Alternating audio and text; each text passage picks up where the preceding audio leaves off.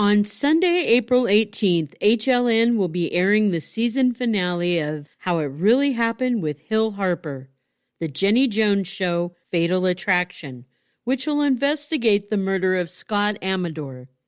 In 1995, before Ellen's Puppy episode, before Will and Grace aired, and before Ross's ex-wife on Friends got married on the one with the lesbian wedding, Scott Amador recorded an episode of The Jenny Jones Show. The Jenny Jones Show was an American TV talk show. Scott was a proud and out gay man. During that taping, he admitted to his straight male friend that he had a crush on him. He even described his sexual fantasies that he had about his friend. Several days later, Scott Amador would be dead, shot by that same friend. This investigation into Scott's death and the subsequent trials of his killer and the producers of The Jenny Jones Show are the focus of this documentary. But it's also a bit of a 90s American daytime TV time capsule, if you will. It'll feature clips from shows like Ricki Lake, Geraldo, Donahue, and more. Changes to the Oprah Winfrey Show that happened around the time of Scott's death will also be highlighted. So take a listen, Rainbow Warriors. There were 16. To get ratings, you had to stand out from the crowd and do something bigger and better than everybody else. The Jenny Jones Show truly left America shocked to its core. Jonathan Schmitz was hoping to find the girl of his dreams. He was hoping to find her on the Jenny Jones Show. We had done Secret Crush shows multiple times. Nobody told him his admirer was a man. Scott was going to be a great guest. Really wanted to relay this crush. Talking about exploiting people. They know the deal. The spectacle of real life unfolding in front of the camera. I didn't really understand what was happening. The forces were building and building. Significant psychological issues. He was descending into madness. This was a cold-blooded killing. You have a celebrity, you have a TV show, you have a murder. He gave us permission to have a crush revealed to him. It cost him his life. The show didn't pull the trigger. Just how far is too far? Now remember, it will air April 18th, that's a Sunday, on the How It Really Happened with Hill Harper show on HLN. The Oracl3 Network.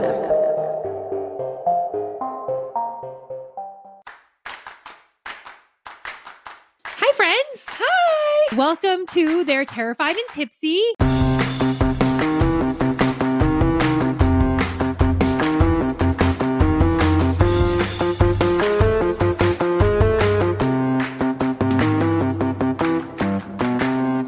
So I'll start. Okay. My name is Courtney. I love long walks on the beach, white wine, and I absolutely love scary movies. And I'm Stephanie. I also love long walks on the beach. I love white wine, but I absolutely hate scary movies. So Stephanie, can I ask you a question? Please. Why in the hell would you want to watch scary movies and do a podcast on scary movies when you hate them? Oh, that's easy.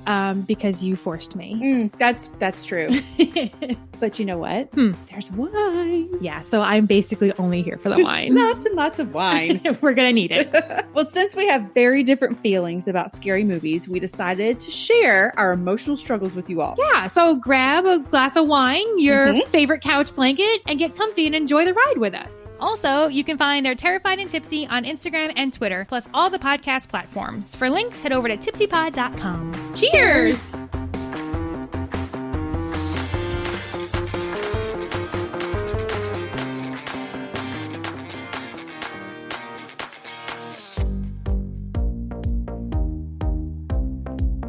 Hey, Rainbow Warriors. This is my disclaimer.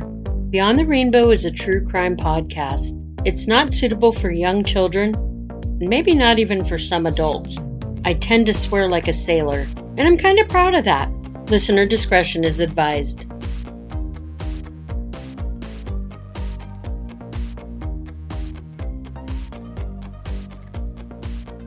Hey there, Rainbow Warriors. Welcome to Beyond the Rainbow.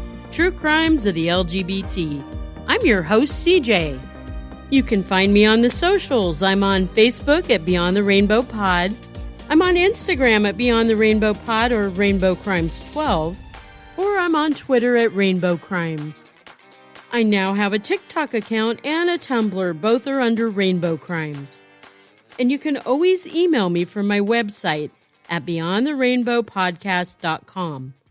Also on my site, you'll find a list of the top listener locations. If you'd like to help support the show, there's a link to my merch store on TeePublic and a link to buymeacoffee.com/rainbowcrimes. A huge shout out to Frank, who bought me 2 coffees the other day. I'm trying really hard to save up for some better pod equipment.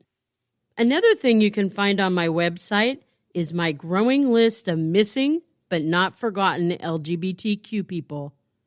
This episode's missing but not forgotten LGBTQ person is Luther O. Boyd. This case is a bit cold, 21 years cold. Luther was 59 years old when he disappeared leaving a bar around 2:30 a.m. on November 26, 2000 in Kansas City, Missouri. Luther is a Louisiana native, but he moved to the Kansas City area in 1966. Luther was getting ready to move back to his home because he had to help his mother take care of his ailing father.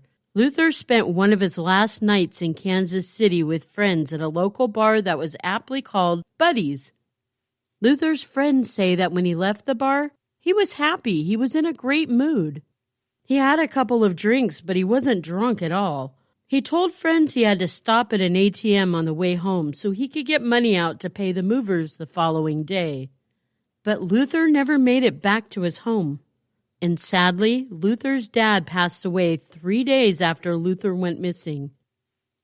Luther's car was found abandoned in Penn Cali Park, which is supposed to be a pretty well-known gay hookup spot for that area. $360 was found under the floor mat on the driver's side of his car. Luther's a white man who stands 5'9" and weighs 230 pounds. At the time of his disappearance, Luther had graying brownish hair, blue eyes, and a mustache. Luther wears eyeglasses, and 2 of his upper teeth angle towards each other. Should anyone have any information regarding Luther's disappearance, please call the Kansas City Police Department at 1-816-234-5136.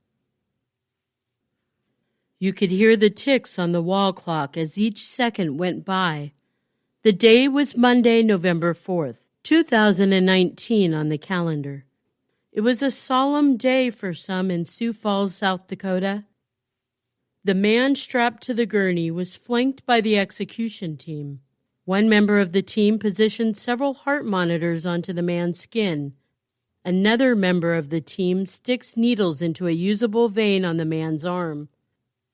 One needle should do the trick, but the other needle is there as a backup plan. The needles are connected to long tubes. The tubes go through a dedicated hole in a concrete block wall. On the other side of the concrete block wall is a room. In that room, there are several intravenous drips. At the warden's command, a curtain is drawn in the room that the man lays in. The curtain was concealing a large glass window, to which the other side sits a select few that are there to see this man die. The beginning drip, it's simply saline. It's the liquid that is first sent through this man's body via the needle. Next is an anesthetic. It relaxes the man and puts him to sleep. The next liquid to be injected into the man is pancuronium bromide. This will paralyze the man's entire muscle system, and it'll stop his breathing. The very last liquid delivered into the man's arm is potassium chloride. This will stop the man's heart. Within 5 minutes, the man is dead. No applause can be heard, no cheering, just a sigh of relief and tears from the family of the man's victim.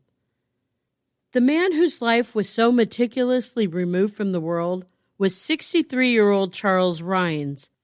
Charles was a balding, non-memorable looking white man in South Dakota. That probably doesn't sound like anything out of the ordinary. It's not. But Charles killed a young man during a robbery, and now Charles was paying for his crime with his life. Still nothing too abnormal there, right? Although the death sentence seems a little harsh for killing someone during a robbery.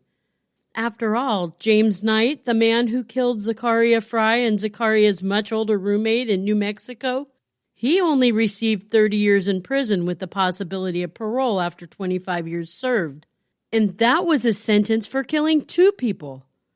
Victoria Mendoza, who murdered her girlfriend Tawny Baird in Utah, she received 16 to life, and that could mean anything. So a death sentence for killing someone during a robbery seems a bit excessive with the track record of other murderers in other states. Oh, but wait, I forgot. The victims in the aforementioned cases were all LGBTQ members. Zachariah was a trans woman. Her roommate was an older queer man with a penchant for dressing in drag. Tawny was a lesbian. The victim in this episode's case was heterosexual. He was a young man of 22 who should have never had his life taken from him. He was a son, a brother, a fiancé, and a friend. His killer, however, was a gay man. Yes, Charles Rhines was gay. The message being sent here is someone who is LGBTQ that's murdered isn't nearly as important as a heterosexual person. But a suspect who is convicted as a murderer that is LGBTQ, well, by all means, they should be executed for the same type of crime.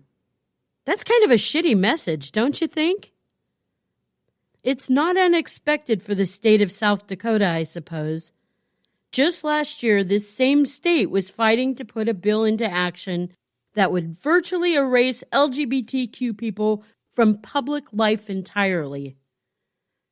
The bill, HB 1215, would have banned marriage equality and would have permanently legalized gay conversion therapy. Thankfully, this bill was withdrawn by its sponsor, and it died. Okay, so let's talk about the crime. Charles Rhines was not a good guy by any means. Charles was the youngest of 4 kids. He was diagnosed ADHD, attention deficit hyperactivity disorder. But his parents didn't care to do anything to help him with it. And because of this, Charles never completed school. Instead, he dropped out and joined the military, where they deployed him to South Korea. When he got back from South Korea, Charles left the military as soon as he could. He became a small-time thief in Washington state. Eventually, he was caught stealing and sent to prison for a while. This kind of became Charles' job, actually. He'd rob, get caught, get put in prison, get released, rob, caught, prison, released. It happened quite a few times until Charles finally moved out of Washington state to South Dakota. In South Dakota, it seemed like Charles was trying to live a better life, not be a thief. He worked in various restaurants, salvage yards, and factories before he landed a sweet gig at a donut shop in Rapid City. I'm just joking about the donut shop being a sweet gig. I actually think Charles was fired from all his other jobs before he was employed by the donut shop. Charles just couldn't hold on to steady employment. 3 weeks prior to March 8, 1992, a 35-year-old Charles was fired from Diggum Donuts. And then on March 8, 1992, that's when he decided to break into Diggum Donuts and resume his life of crime. Charles's intention was to burglarize the place and to take off with whatever money he could.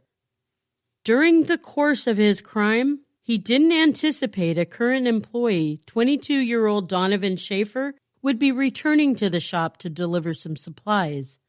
When Donovan entered the shop, he caught Charles there robbing it. Charles and Donovan had worked together before Charles got canned. Off guard, Charles composed himself long enough to realize, "Oh shit, he knows me. I better do something quick." He used a hunting knife he had with him to stab Donovan in the abdomen and in the back. Donovan doubled over, falling to the ground and writhing in agony. But Charles didn't care. He forced Donovan up and he pushed him towards the shop's dingy little storeroom. Once in the storeroom, Charles shoved Donovan down on a pallet. He bound Donovan's hands behind him. Donovan begged Charles not to kill him. He begged Charles to drop him at the hospital, and he promised he'd say nothing about the crime. In response, Charles stepped forward, legs apart. Then tightly together, he held Donovan's head between his own knees. And then he pounded the hunting knife into the base of Donovan's skull, partially severing Donovan's brainstem. Charles left the storeroom, Donovan's body, and the donut shop with $1,700 in his possession. He then went to a nearby little coffee shop and ordered himself up some French fries. When he was done with his fries, Charles called his roommate Sam to come pick him up. Charles and Sam met through their work at Diggum Donuts. Charles asked Sam if he'd give him a ride home one night after work, and 17-year-old Sam agreed. But Sam was shocked that he was dropping Charles off at a motel. He had never heard of anyone living in a motel before. He asked Charles how much he paid to rent a room at the motel. Charles told him, and Sam said, "I'd rent you my extra room for that." And that's how Charles and Sam became roommates. One evening, Sam and a friend of his were stopping by Sam's place to pick up something. When they opened the door, they were shocked to find a masturbating Charles on the couch watching gay porn. Charles's reaction to this intrusion was, "Surprise, now you know I'm gay." Sam had lived a very sheltered life, and this sight, well, it unsettled him. He had never known anyone gay before. The next day at work, Sam and his boss at the donut shop started to talk about it. Sam didn't mean to out Charles. He was just venting about what a crazy thing it was, coming from his background and walking into that. Soon after, the donut shop boss fired Charles, and some of the other workers started to razz Sam about living with a fag. Sam wasn't happy about this, but I believe he felt somewhat guilty for Charles losing his job at the donut shop, so he let Charles keep living with him, and he drove him places. Sam was even the one who dropped Charles off at the donut shop that evening. He knew Charles was going to rob it. Sam was also the one picking Charles up from the coffee shop when Charles called him on a payphone to ask for a ride. When Charles got into Sam's car, he told Sam that he had killed someone when he robbed the donut shop. Charles then showed Sam his hunting knife that still had Donovan's blood on it. Charles held the knife up to Sam's neck and told him that he'd kill again if Sam didn't keep his mouth shut about it. Charles also threatened to kill Sam's family. Charles made Sam drive him around the city to some more remote areas. That way he could get rid of the murder weapon and dispose of the clothes he was wearing. A few hours later, Sam was one of the 2 employees who arrived at the donut shop for their shift. Sam is the one who discovered Donovan. Police came to investigate the scene and interview the employees. Sam was ready to spill the beans, but he vomited instead. He called Charles to bring him some fresh clothes. When Charles arrived with Sam's clothes, Sam decided it was in his best interest to keep quiet. Charles was there at Donovan's funeral a week after killing him. He consoled the attendees and he signed the guest book before he left. That either was a really ballsy move, or it proves what a shit stain of a human Charles really was. Within days after Donovan's funeral, Charles moved back to Washington State. He went to Seattle because he had a friend he met in prison who was being released, and he went there to be with him. Rapid City, South Dakota was reeling with fear after Donovan's murder. Things like this just didn't happen here. The residents were terrified to even go out into their own garage for fear that the killer would be hiding there. Over the next few months, Sam kept running into friends of Charles. He couldn't shake the feeling that Charles was trying to keep an eye on him. Sam's brother was even getting threatening phone calls. So Sam was still living in fear. But in May, Sam met a girl, a 16-year-old runaway named Heather. He was really smitten with her, and he gave her a place to live. Charles called Sam up shortly after this and told him he needed Sam to come see him in Seattle. Sam didn't want to go, but Charles threatened him. Finally, Sam said, "I'm not coming without my girlfriend, Heather." Charles said, "Fine, bring the girl." Heather was excited. She'd never been out of South Dakota before. The couple took a bus to Seattle. When Sam and Heather arrived, they were greeted by Charles and his prison buddy, Matt Miguel. Heather could immediately sense something wasn't right about these two guys. The four went out to dinner and then back to Charles and Matt's place, a motel room, and they all started to drink. When Sam excused himself to the bathroom, Charles and Matt told Heather that Sam was Charles's lover. Charles also told Heather how he had killed Donovan in the gory details. Heather now knew that this man was the one that was responsible for the grisly murder back in her hometown. The following day, Charles and Matt took Sam and Heather around with them, while Charles and Matt stole copper wire, stripped it, and sold it for salvage. They ended up in the woods, where Sam whispered to Heather that Charles and Matt wanted to kill her because she knew too much. Sam assured her he wouldn't let that happen, and they'd have to kill him first. I'm pretty sure that didn't give Heather much comfort. Later that evening, Sam and Charles were outside the motel room having a heated argument. A Seattle police patrol happened to witness the argument, and they went to speak to the men. They pulled Sam away, and they asked him his age. Sam told them that he and his girlfriend were runaways, and then he begged the officers to get his girlfriend away from Charles before Charles killed her. When he was asked if anyone else was in the room, Charles told the police no one else was there. Yet the police found Heather hiding in the shower where Charles told her to hide. Once away from Charles and Matt, Sam and Heather told the police everything, including of Donovan's murder back in Rapid City, South Dakota. Charles was arrested. I'm not sure what happened to his buddy Matt. In June, Charles confessed to the Seattle police about Donovan's murder in South Dakota. Charles was extradited and he was put on trial. He was being charged with first-degree murder and burglary. Jury selection took 9 days, and the trial, well, it only took 3 days. And get this, the jurors' major concern was that prison was exactly where Charles wanted to be. Since he was gay, he'd have access to unlimited men. Prison would be a virtual playground for Charles to commit more homosexual sins. Did the jury not realize that Charles had been in prison before? And that's not really how gay works. One juror even announced that there was a ton of disgust by the jurors about Charles' sexual preference. This really had zero to do with the case. And if I had been on Charles' defense team, I would have motioned for a mistrial immediately. Instead, the jury pushed the judge to rule for the death penalty, and the death penalty is what Charles got. Charles admitted to doing the crime. As stated before, he wasn't a good guy. In fact, I'd even venture to say Charles was a total dickwad. But to have his sexuality as a source of why he should receive the death penalty, that's not justice either. Life without parole, yes. Trust me, I'm not anti-corporal punishment. In fact, in certain cases, I'm all for it. Some say that Charles was given life because of his lack of remorse for killing Donovan. That might have added to it, but based on juror admission, his sexuality is why the death penalty was imposed. Charles tried to appeal the death penalty several times, and he was denied every single time.